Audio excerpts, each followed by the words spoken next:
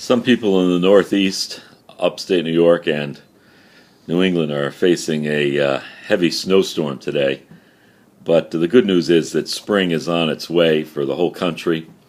I was out in my backyard this morning and noticed crocus blooms that are ready to pop open, snowdrops that have buds on them, and the signs of spring are all around, and this snowstorm is going to come, and by the weekend it'll be back up near 50 in some of these places, and there'll be a big meltdown. And we look to the spring as a time of new life and things bursting forth out of the ground, birds returning. I saw my first robin. In fact, I saw about a dozen of them yesterday, digging up worms, and soon they'll be, probably even today here on Long Island, building nests and getting ready for the first brood of the spring. And there's these signs in the earth and even in the sky, with the sun changing its position and the days getting longer, that spring is here. Jesus spoke about being able to interpret what the weather is going to be like by looking at the sky to the Pharisees one day, and he said, "Yet you can't discern the signs of the times." And I pray today that you will be able to not just discern the signs of spring, but the signs of the times we're in.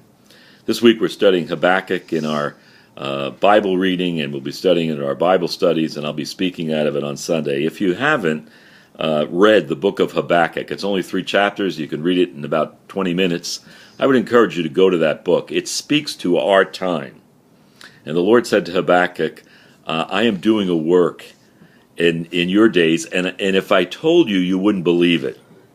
God was at work in the decline of Israel, but his word to Habakkuk, you're just going to have to live by your faith. The just will live by faith. You're going to have to trust me, Habakkuk. You're not going to understand what's going on, but you're going to have to trust me, what I'm doing. And so today, let's keep our eyes fixed upon Jesus. He's the author and the perfecter of our faith. With all of the things that are in the news today, and some disturbing things, even in the healthcare industry. 2 things here on Long Island. There was an FBI raid of one of the places where MRIs and CAT scans are done because of insurance fraud, and then we got news last night of one of the hospitals where the insulin needles were shared, and possibly up to 4,000 people are infected with the HIV virus or hepatitis. And we live in troubling times. But yet, Jesus said to us, "Let not your hearts be troubled. You believe in God, believe also in me." And so we want to fix our eyes on Him today. And if we do, He will give us the peace that surpasses all understanding. Even when we don't understand what God is doing, He can fill us with that peace that is so great that it helps us go right through the storms of life. So God bless you today as you walk with Him.